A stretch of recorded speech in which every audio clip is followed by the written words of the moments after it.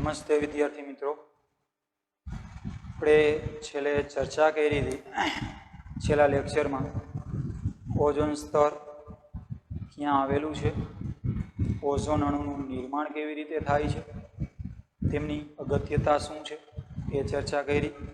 અને ત્યાર પછી આપણે કેટલીક પ્રવૃત્તિ છે એ પણ જોઈ, ઓઝોન સ્તરને લગતી, પર્યાવરણને બચાવવા માટેની.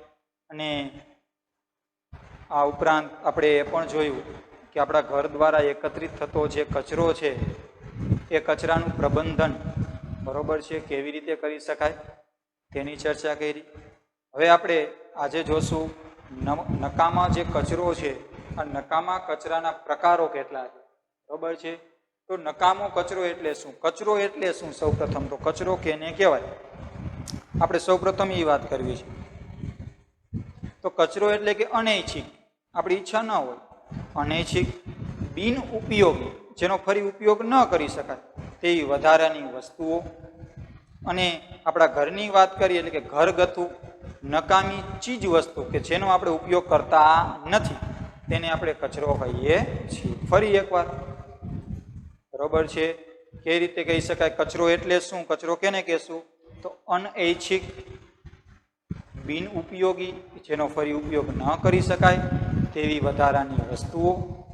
અને ઘરની જો વાત કરી તો ઘરગથ્થુ નકામી ચીજ વસ્તુઓને કચરો કહે છે. કચરાના પ્રકાર પાડવા છે તો કચરાના તેના સ્વરૂપને આધારે, જો કચરાના એના આપણે સ્વરૂપને આધારે બે પ્રકારમાં વિભાજિત કરી શકીએ.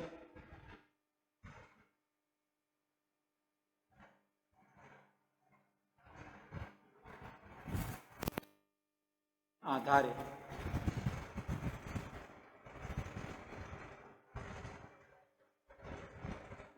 બે ભાગમાં વહેંચી શકાય છે.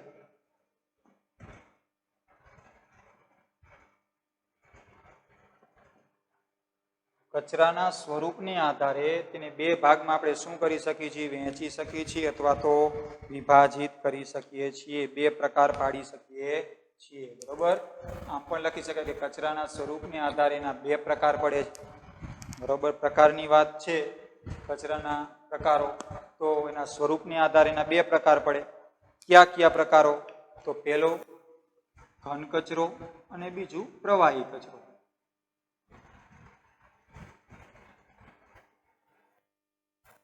ઘન કચરો એટલે કે સોલિડ, બરોબર છે, સોલિડ જે કચરો હોય એ. તો ઘન કચરામાં કેનો કેનો સમાવેશ થશે, ચાલો આપણે વાત કરી રસોડામાં એકત્રિત થતો કચરો.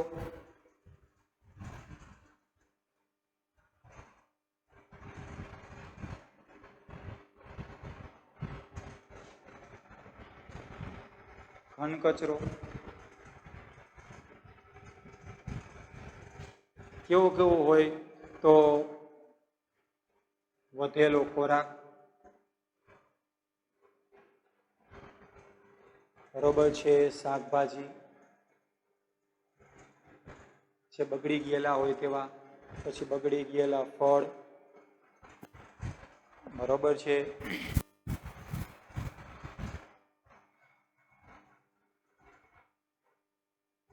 ચા બનાવવામાં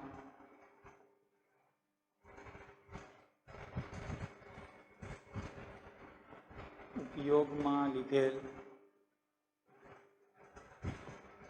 પાન કે ચાની ભૂકી, વગેરે જેવો ઘન કચરો છે એ રસોડામાં એકત્રિત થાય છે. આ સિવાયના કચરાની વાત કરીએ તો કાગળ છે, બરોબર છે, પ્લાસ્ટિકનો કાગળ છે, પોલિથીન છે, કાચ છે અને ધાતુ, બરોબર છે, એનો ઘન કચરો જોવા મળે છે. આ સિવાય વાત કરી તો પ્લાસ્ટિક,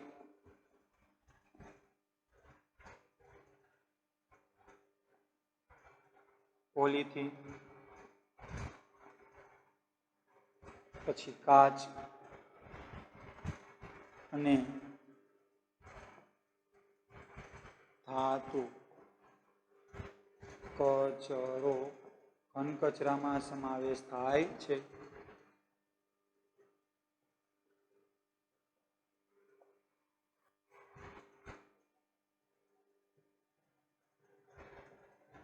સમાવેશ થાય છે. ક્લિયર વિદ્યાર્થી મિત્રો? તો આપણે અહીંયા વાત કરી ઘન કચરાની. નંબર 2 બીજો પ્રકાર જોઈએ ઘન કચરાનો, કચરાનો, તો પ્રવાહી કચરો. પ્રવાહી કચરો ઘન કચરાની સરખામણીમાં ઓછો હોય. બરોબર છે. ઘન કચરાની સરખામણીમાં પ્રવાહી કચરાનું વ્યવસ્થાપન અને એની હેરફેર બરોબર છે એ સરળતાથી કરી શકાય. પ્રવાહી કચરાની જો આપણે વાત કરી તો જમ્યા પછી જે વાસણ છે જે સાફ સફાઈ કરવામાં આવે એમાંથી જે કાંઈ કચરો નીકળે છે આ કચરો છે એ પ્રવાહી કચરો છે. બરોબર છે. તો આપણે અહીંયા લખી શકીએ કે ઘન કચરાની સરખામણીમાં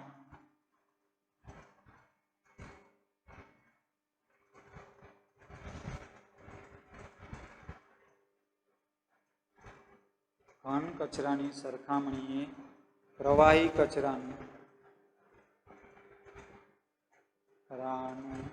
વ્યવસ્થાપન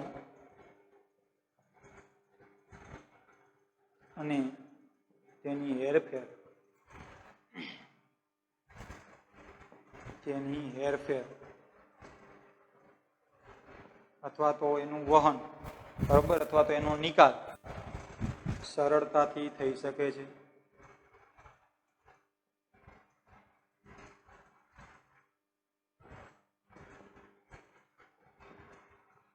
ઘન કચરાની સરખામણીએ પ્રવાહી કચરાનું વ્યવસ્થાપન સરળતાથી થાય છે અને એની હેરફેર એનું જે વહન છે બરોબર છે એનો નિકાલ છે એ પણ સરળતાથી થઈ શકે છે. હવે કચરાના પ્રકાર બીજા જોઈએ તો આપણે અહીંયા કચરાના 2 પ્રકાર જોયા. કેને આધારે? તો કચરાના સ્વરૂપને આધારે બરોબર છે. એના 2 પ્રકાર અથવા તો 2 ભાગમાં વહેંચી શકાય, એના 2 પ્રકાર પાડી શકાય. અને કચરાના વિઘટનને આધારે કચરાના 2 પ્રકાર પડે છે. બીજું જોઈએ વિઘટનના આધારે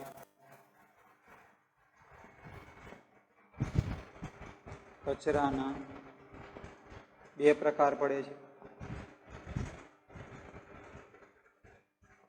અથવા તો એને 2 ભાગમાં વહેંચી શકાય છે. કેને આધારે? વિઘટનને આધારે.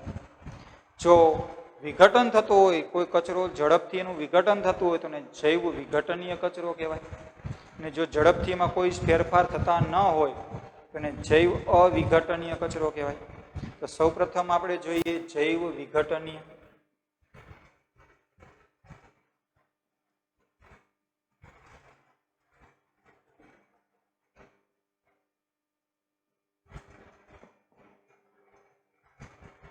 જૈવ વિઘટનીય કચરો એટલે જે કચરો જૈવિક ક્રિયાઓ અથવા તો જૈવિક પ્રક્રિયાઓ જેવી કે બેક્ટેરિયા કે પછી ફૂગ. બેક્ટેરિયા એટલે જીવાણુ અને ફૂગ એટલે કે મૃતોપજીવી સજીવો કહેવાય. એટલે કે જીવાણુ અને મૃતોપજીવી સજીવો દ્વારા વિઘટન કરી શકે તેને જૈવ વિઘટનીય કચરો કહે છે. એટલે ખાસ યાદ રાખજો વિદ્યાર્થીઓ, જૈવ વિઘટનીય કચરો કેને કહેવાય? તો જે કચરો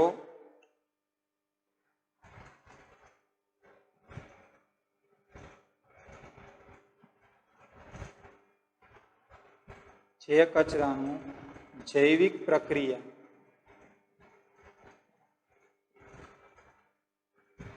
એટલે કે જીવાણુ એટલે કે બેક્ટેરિયા અને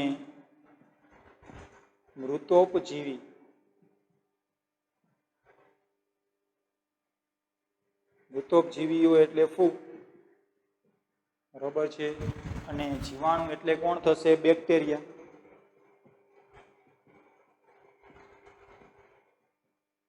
જીવાણુ અને મૃતોપજીવીઓ દ્વારા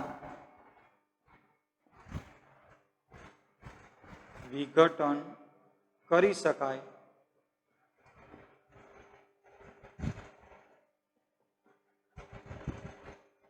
તેને જૈવ વિઘટનીય કચરો કહે છે.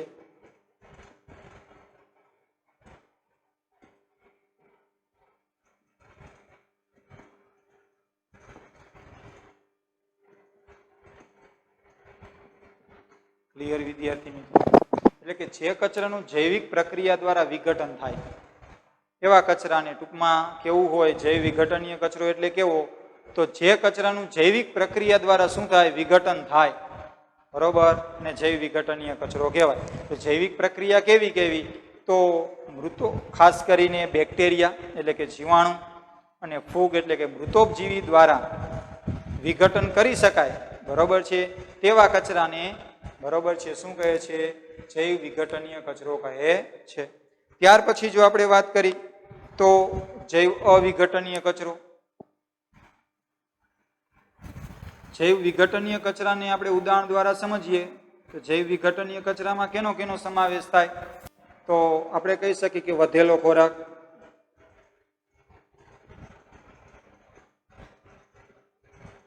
બગડી ગયેલા શાકભાજી અથવા તો ખરાબ શાકભાજી, ફળ વગેરે નો સમાવેશ કેમાં થાય છે, જૈવ વિઘટનીય કચરામાં થાય છે. નંબર 2, જૈવ અવિઘટનીય.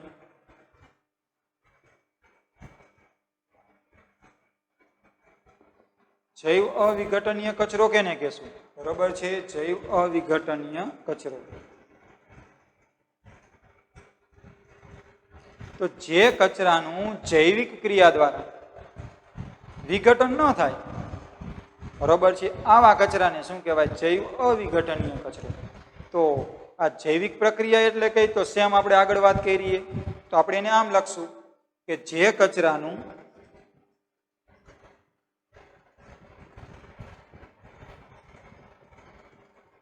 જૈવિક પ્રક્રિયા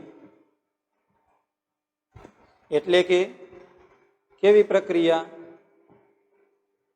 જીવાણુ અથવા તો બેક્ટેરિયા અને મૃતોપજીવી એટલે ફૂગ, મૃતોપજીવીઓ દ્વારા વિઘટન કરી ન શકાય. જો વિઘટન કરી શકાય તો જૈવ વિઘટનીય પદાર્થોને વિઘટન કરી ન શકાય તેને જૈવ અવિઘટનીય પદાર્થો કહેવાય અથવા તો કચરો કહેવાય.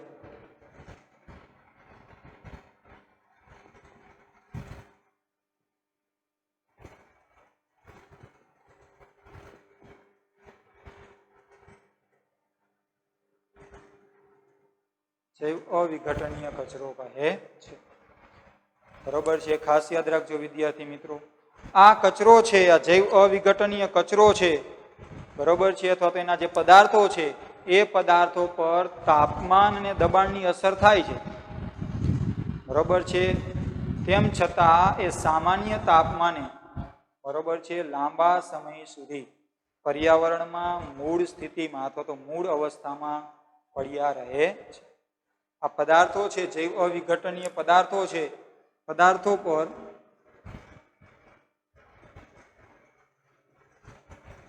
તાપમાન અને દબાણની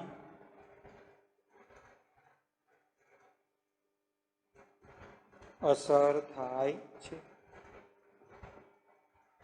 તેમ છતાં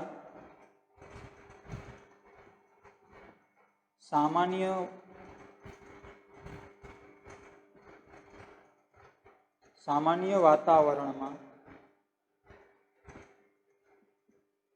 બરોબર છે, લાંબા સમય સુધી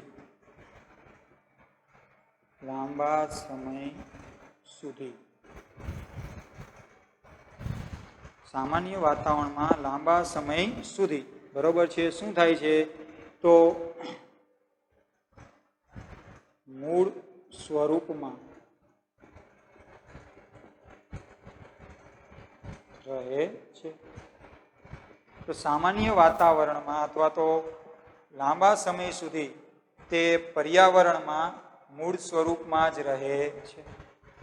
ક્લિયર વિદ્યાર્થી મિત્રો? અથવા તો એમ પણ કહી શકીએ કે સામાન્ય પરિસ્થિતિમાં બરોબર છે લાંબા સમય સુધી પર્યાવરણમાં મૂળ અવસ્થામાં રહે છે.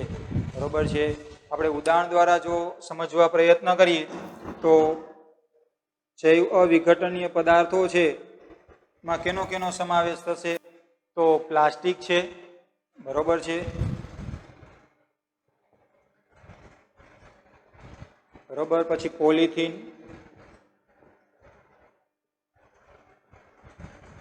કાચ છે અને ધાતુ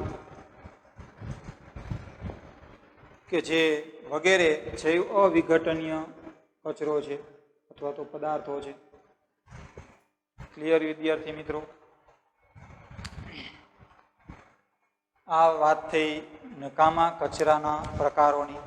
તો નકામા કચરાને જો આપણે એના સ્વરૂપને આધારે પ્રકાર પાડીએ તો બે, ઘન અને પ્રવાહી. બરોબર. અને એના વિઘટનને આધારે જો પ્રકાર પાડીએ તો બીજા બે પ્રકાર પડે છે. એમાં જૈવ વિઘટનીય અને જૈવ અવિઘટનીય, એમ બે ભાગમાં આપણે એને વહેંચી શકીએ, બે પ્રકાર પાડી શકીએ છીએ. ક્લિયર વિદ્યાર્થી મિત્રો? ચાલો ત્યાર પછી આપણે જોઈએ તો આ કચરાને લગતા એના પછી એક પ્રવૃત્તિ આપણને આપેલી છે. બરોબર છે. આપણે એ પ્રવૃત્તિ જોઈએ તો એ પ્રવૃત્તિ કઈ છે?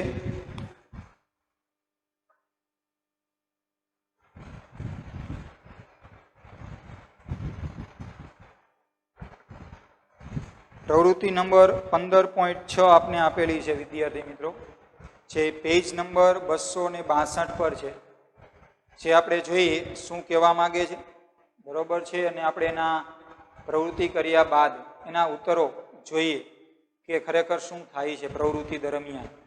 બરોબર. તો પ્રવૃત્તિ નંબર આપને આપ્યા છે 15.6 કે જેમાં કીધું છે કે જૈવ વિઘટનીય તેમજ જૈવ અવિઘટનીય પદાર્થોના વિષયમાં વધારે ને વધારે માહિતી એકત્રિત કરો. અને આપણે એ પરથી થોડાક પ્રશ્નના જવાબ જોઈએ. તો જૈવ અવિઘટનીય પદાર્થો કેટલા સમય સુધી પર્યાવરણમાં એક જ સ્વરૂપમાં રહે છે? તો જૈવ અવિઘટનીય પદાર્થો એટલે કેવા? તો પ્લાસ્ટિક, પોલિથીન, કાચ, આ ઉપરાંત ધાતુ કચરો વગેરે જેવા પદાર્થો છે. બરોબર છે. એ સામાન્ય પરિસ્થિતિમાં બરોબર છે એ લાંબા સમય સુધી પર્યાવરણમાં મૂળ સ્વરૂપમાં જ જળવાઈ રહે છે અથવા તો મૂળ સ્વરૂપમાં જ રહે છે. એમાં કોઈ જ ફેરફાર થતો નથી. એટલે આ જૈવ અવિઘટનીય પદાર્થો છે બરોબર, એના પર સામાન્ય પરિસ્થિતિએ તાપમાન અને દબાણની બહુ અસર જોવા મળતી નથી. એટલે આ પદાર્થો છે એ પોતાની મૂળ અવસ્થામાં જ રહે છે ને લાંબા ગાળે એમાં થોડાક ફેરફારો જોવા મળે છે. ત્યાર પછી બીજો પ્રશ્ન છે, આજકાલ જૈવ વિઘટનીય પ્લાસ્ટિક મળી રહે છે. જોજો, ખરેખર પ્લાસ્ટિક છે એ જૈવ અવિઘટનીય છે, તેમ છતાં આધુનિક યુગ છે એટલે હવે પ્લાસ્ટિક છે એ જૈવ વિઘટનીય પ્લાસ્ટિક પણ આવવા લાગ્યું છે. તો આ જે જૈવ વિઘટનીય પ્લાસ્ટિક છે બરોબર છે, એ પ્લાસ્ટિક આપણા પર્યાવરણને અસર કરી શકે છે? આપણા પર્યાવરણને નુકસાન પહોંચાડી શકે છે કે નહીં? એવા કયા પ્લાસ્ટિક છે કે જે એ જૈવ વિઘટનીય પ્લાસ્ટિક છે? તો ખાસ કરીને આપણે જોઈએ તો પોલિમર ફેબ્રિક્સ. બરોબર છે. પોલિમર ફેબ્રિક્સ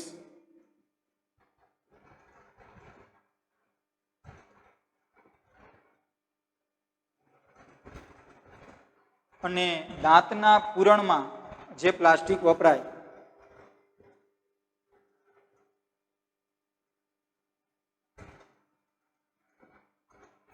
એક તો પોલિમર ફેબ્રિક્સ અને દાંતના પૂરણમાં જે પ્લાસ્ટિકનો વપરાશ થાય છે, ઉપયોગ થાય છે, આ જૈવ વિઘટનીય છે.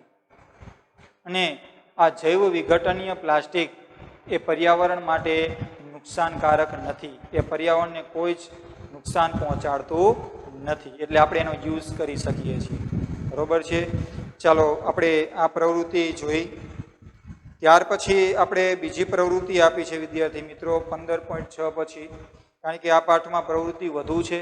પ્રવૃત્તિ દ્વારા વધુમાં વધુ શિક્ષણ કેમ કરીને મળે, પર્યાવરણમાં કેવી રીતે જાગૃત થઈએ પર્યાવરણ પ્રત્યે આપણે, બરોબર છે, એવો આપણો પ્રયત્ન છે. જેથી કરીને પ્રવૃત્તિ દ્વારા આપણે પર્યાવરણને સમજી શકીએ અને પર્યાવરણને જે આપણે નુકસાન પહોંચાડી છે એ નુકસાનને કંઈક અંશે શું કરી શકીએ, ઘટાડી શકીએ. બરોબર છે. એને લગતા થોડાક પ્રયત્નો કરવામાં આવ્યા છે ગવર્મેન્ટ દ્વારા. તો આપણે એમાં બીજી પ્રવૃત્તિ આપી છે વિદ્યાર્થી મિત્રો 15.7 પ્રવૃત્તિ છે. એ પ્રવૃત્તિમાં થોડીક નજર કરીએ. બરોબર છે. તો શું કીધું છે આપણે પ્રવૃત્તિમાં, બરોબર, એ જોઈએ. અને પ્રવૃત્તિ બાદ થોડાક પ્રશ્નો છે, એ પ્રશ્નનો થોડોક આપણે આન્સર મેળવીએ. બરોબર છે. તો ચાલો એ પ્રવૃત્તિ છે માં આપણે કીધું છે કે જાણકારી મેળવો કે ઘરોમાંથી ઉત્પન્ન થતા કચરાનું શું થાય છે. આપણી ઘરે જે કાંઈ કચરો એકત્રિત થાય છે એનું શું થાય છે. બરોબર. આગળ જોઈ, શું કોઈ સ્થાન પરથી તેને એકઠો કરવા માટેની કોઈ વ્યવસ્થા છે? શું આ કચરાને લઈ જવા માટે અથવા તો એકત્રિત કરવા માટેની કોઈ વ્યવસ્થા છે કે નહીં, આપણે એની ચર્ચા કરીએ. તો આપણા ઘરમાં જે કાંઈ કચરો છે એકત્રિત થાય છે, બરોબર છે, આ કચરાનું આપણે શું કરીએ છીએ? તો આ કચરાને આપણે કચરા પેટીમાં એકત્રિત કરી છે.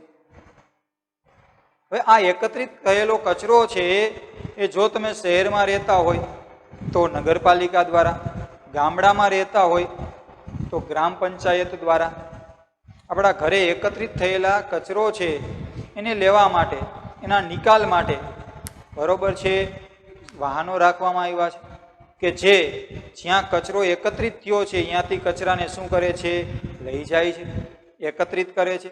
અને આ એકત્રિત કચરાને શહેરની બહાર કે જ્યાં ખાલી જગ્યા છે આ જગ્યાએ આ કચરાને શું કરવામાં આવે છે, એકત્રિત કરવામાં આવે છે, એનો ઢગલો કરવામાં આવે છે.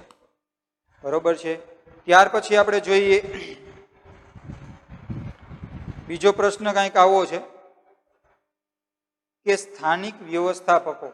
અહીંયા આપણે સ્થાનિક વ્યવસ્થાપકો ક્યાં છે? જો ગામડામાં રહેતા હોય તો પંચાયત હોય, શહેરમાં રહેતા હોય તો નગરપાલિકા તેમજ આવાસ કલ્યાણ સમિતિ દ્વારા કચરાના નિકાલ માટેની કોઈ પ્રકારની વ્યવસ્થા થાય છે? તો હા, ચોક્કસપણે કચરાને વ્યવસ્થાપન માટે, બરોબર, વ્યવસ્થાપન કરવામાં આવે છે. શું ત્યાં જૈવ વિઘટિત અને જૈવ અવિઘટિત કચરાને અલગ કરવાની વ્યવસ્થા છે કે નહીં? તો સામાન્ય છે, જ્યાંથી કચરો એકત્રિત થાય છે, જ્યાંથી કચરો નિર્માણ પામે છે, ક્યાંથી પામે છે? તો આપણા ઘરેથી. તો આપણા ઘરેથી જે કચરો નિર્માણ પામે છે એ કચરાનું જ ત્યાં વ્યવસ્થાપન કરવામાં આવે છે.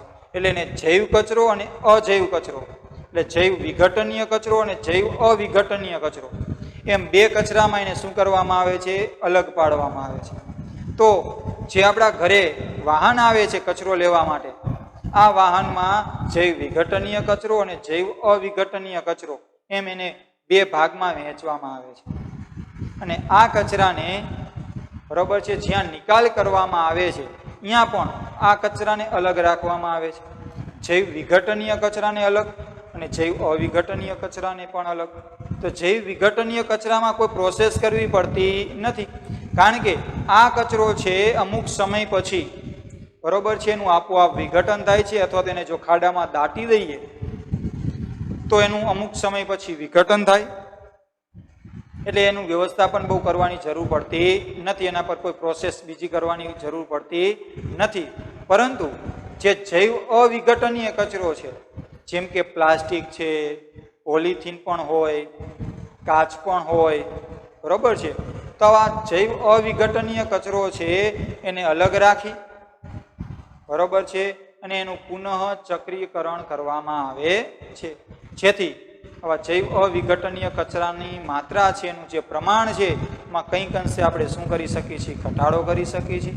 અને આવા કચરાનો આપણે ઉપયોગ પણ કરી શકીએ, ઉપયોગમાં પણ લઈ શકીએ છીએ. ક્લિયર વિદ્યાર્થી મિત્રો? ચાલો ત્યાર પછી જોઈએ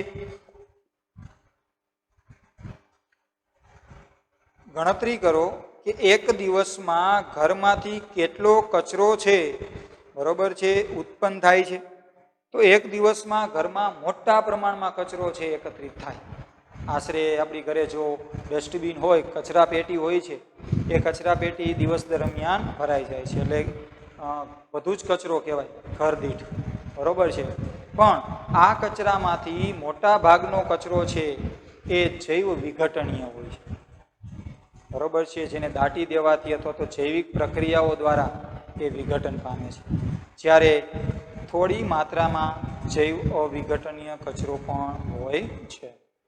ચાલો ત્યાર પછી આપણે જોઈએ વિદ્યાર્થી મિત્રો, એના પછી 3 પ્રશ્નો છે, બરોબર, કે વર્ગમાં પ્રતિદિન કેટલો કચરો ઉત્પન્ન થાય છે. બને ત્યાં સુધી વર્ગમાં કચરો એકત્રિત ન થાય, તેમ છતાં વર્ગમાં જૈવ અવિઘટનીય કચરો કંઈક અંશે એકત્રિત થાય છે, બરોબર. કારણ કે જૈવ વિઘટનીય કચરો વર્ગમાં એકત્રિત ન થાય, કારણ કે બાળકો છે જે કાંઈ ખોરાક લે છે, નાસ્તો કરે છે, એ વર્ગની બહાર કરે છે, એટલે વર્ગમાં આ કચરો છે એકત્રિત થશે નહીં. ત્યાર પછી આપણે જોઈએ આ કચરાના નિકાલ માટેનો કોઈ ઉપાય બતાવો. આપણે જે કાંઈ આપણા ઘરે કચરો એકત્રિત થાય છે, આ કચરાનો આપણે નિકાલ કેવી રીતે કરી શકીએ, બરોબર, એના માટેના ઉપાયો. તો જે કાંઈ કચરો એકત્રિત થાય એને 2 ભાગમાં આપણે ડિવાઈડ કરી શકીએ. એક તો જૈવ વિઘટનીય કચરો. તો જો આ જૈવ વિઘટનીય કચરાને આપણે ખાડામાં દાટી દઈએ તો એ અમુક સમય પછી આ કચરો છે એનું વિઘટન થાય છે અને એમાંથી શું બની જાય છે? તો ખાતર બની જાય છે. અને આ ખાતરનો આપણે શું કરી ખેતરમાં કે પછી બગીચામાં ઉપયોગ કરી શકીએ છીએ.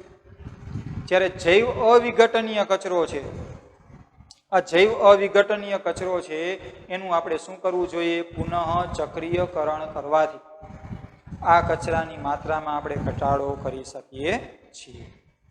ક્લિયર વિદ્યાર્થી મિત્રો? ચાલો ત્યાર પછી પ્રવૃત્તિ જ છે, તો આપણે અહીંયા કંઈક એવી પ્રવૃત્તિ આપવામાં આવી છે,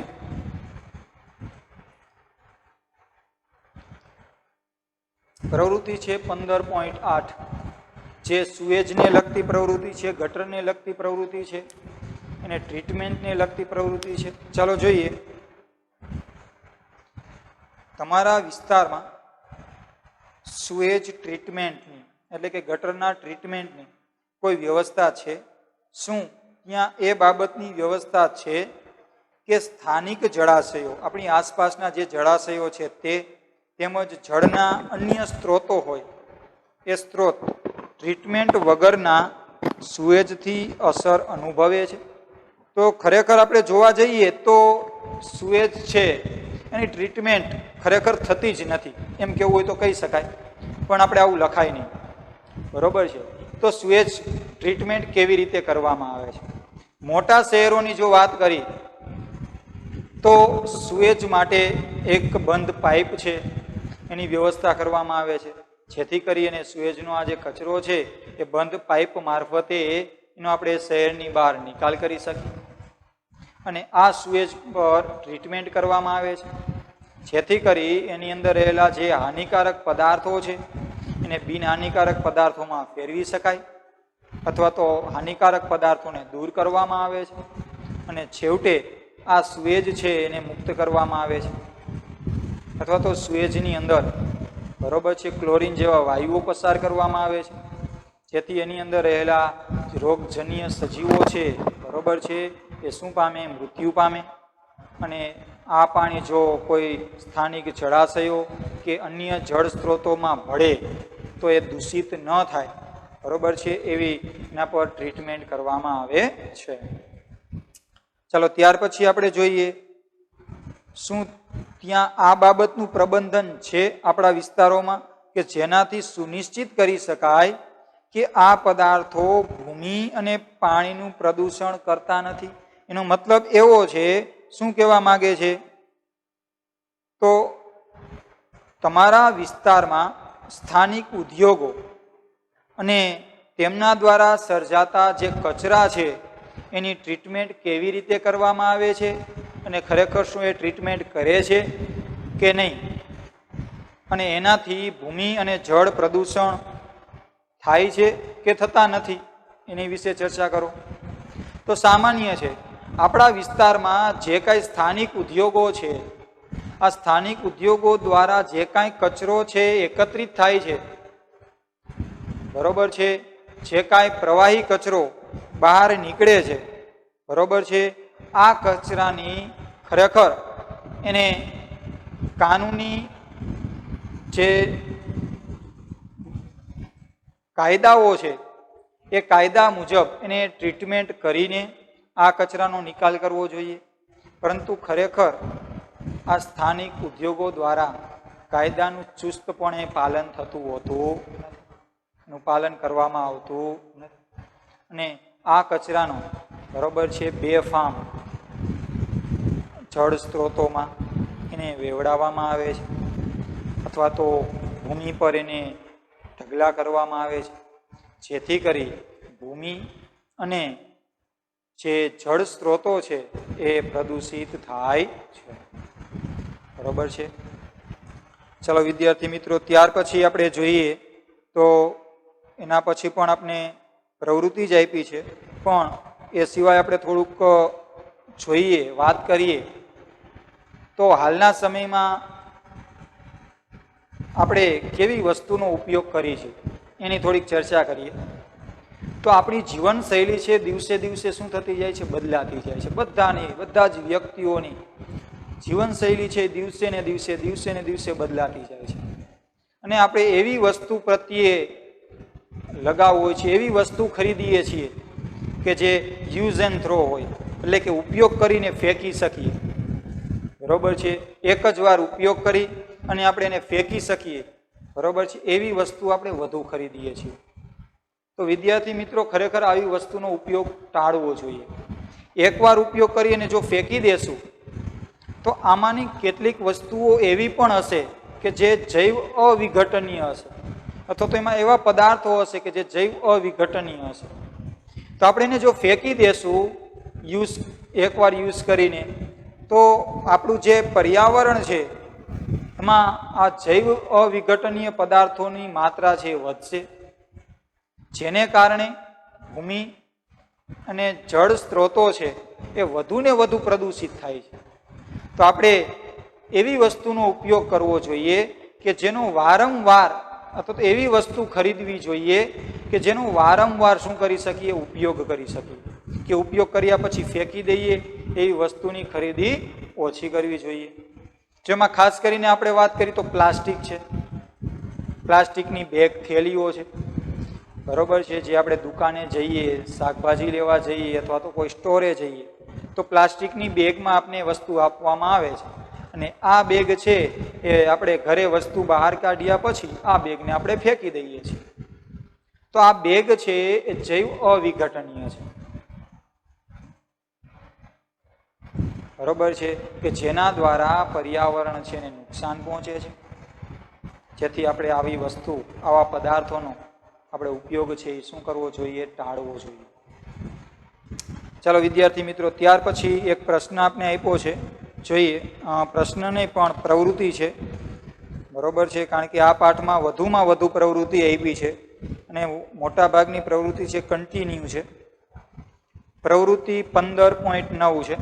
શું કહેવા માગે છે? બરોબર છે, આપણે એના વિશે થોડીક ચર્ચા કરીએ. ચલો,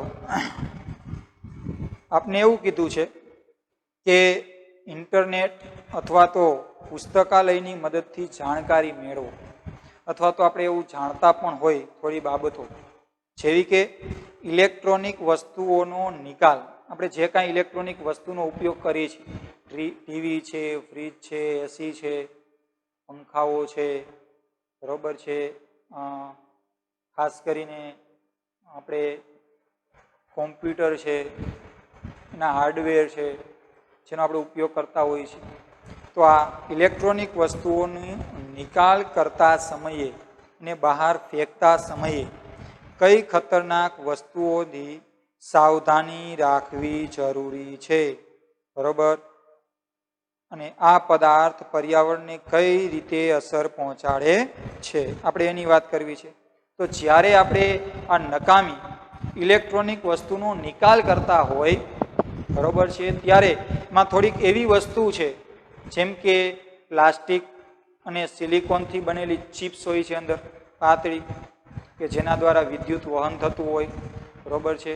તો પ્લાસ્ટિક અને સિલિકોનથી બનેલી ચિપ, આ ઉપરાંત એલ્યુમિનિયમ, બરોબર છે, અને ખાસ કરીને જોઈએ તો તાંબાની હાનિકારક દ્રવ્યોથી બનાવેલા,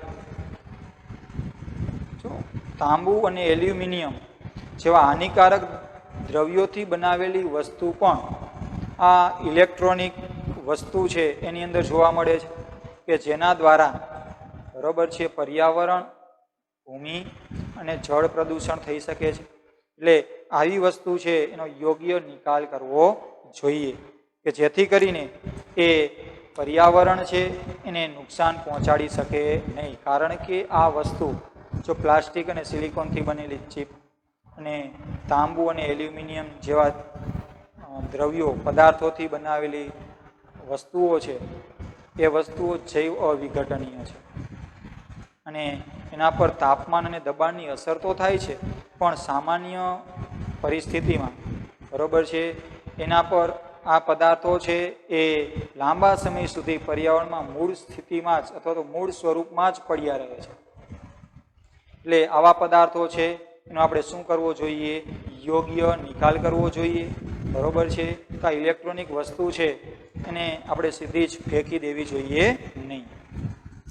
ત્યાર પછી આપણે કંઈક આવો બીજો પ્રશ્ન આપવામાં આવ્યો છે, પ્લાસ્ટિકનું પુનઃ ચક્રીકરણ કઈ રીતે થાય છે?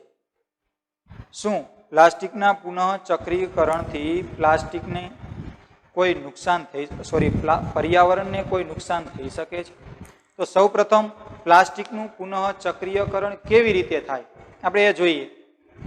તો આપણે જે પ્લાસ્ટિક એકત્રિત કરી છે, બરોબર છે, ઘરે આપણે જોઈએ, શહેરની વાત કરીએ તો શહેરના આપણા ઘરે જે કાંઈ પ્લાસ્ટિક એકત્રિત થાય છે એનો આપણે કેમાં નિકાલ કરીએ છીએ? તો જૈવ અવિઘટનીય, બરોબર, જે કચરો છે એમાં આપણે એનો નિકાલ કરીએ છીએ.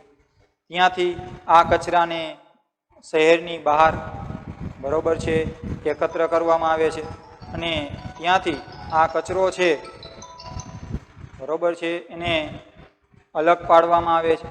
આ કચરામાંથી જે જૈવ અવિઘટન કચરો છે એમાંથી પ્લાસ્ટિક, પોલિથીન, બરોબર છે, કાચ છે અને ધાતુ કચરો છે એને અલગ પાડવામાં આવે છે. એમાંથી જે પ્લાસ્ટિક છે આ પ્લાસ્ટિકને પુનઃ ચક્રીકરણ પ્લાન્ટમાં મોકલવામાં આવે છે, બરોબર છે. ત્યાં પ્લાસ્ટિકને શું કરવામાં આવે છે? સાફ કરવામાં આવે છે, કારણ કે એના પર ઘણા બધા ધૂળ અને ઘણા બધા ઘટકો છે એ ચોંટેલા હોય છે. જેથી આ પ્લાસ્ટિક સાફ કર્યા પછી તેને ઊંચા તાપમાને ઓગાળવામાં આવે છે, ગરમ કરવામાં આવે છે, એટલે એ પ્રવાહી સ્વરૂપ ધારણ કરે છે. ત્યારબાદ આ પ્રવાહી જે પ્લાસ્ટિક છે એને વિવિધ પ્રકારના પદાર્થો બનાવી શકાય, બરોબર છે, વિવિધ પ્રકારની વસ્તુ બનાવી શકાય તેવા બીબાની અંદર આ પ્રવાહી પ્લાસ્ટિકને શું કરે છે?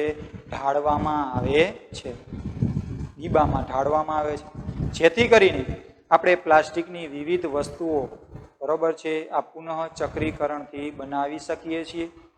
જેથી કરી અને આ જૈવ અવિઘટનીય પદાર્થો છે, પ્લાસ્ટિક છે, એની આપણે માત્રા છે એમાં ઘટાડો પણ કરી શકીએ અને ફરીથી આપણે એનો યુઝ પણ કરી શકીએ છીએ, ઉપયોગ પણ કરી શકીએ છીએ. અને પુનઃ ચક્રીકરણ પદ્ધતિથી પર્યાવરણને કંઈક અંશે, ઓછા અંશે શું પહોંચે છે? નુકસાન પહોંચે છે. ચલો, પુનઃ ચક્રીકરણ પદ્ધતિ છે એનાથી એમ તો ન કહી શકાય કે નુકસાન પહોંચતું નથી, પણ હા, થોડા અંશે થોડું એવું નુકસાન તો પહોંચે જ છે, બરોબર વિદ્યાર્થી મિત્રો. તો અહીં આપણો પાઠ છે આપણું પર્યાવરણ, આ પાઠ પૂરો થાય છે. બરોબર છે.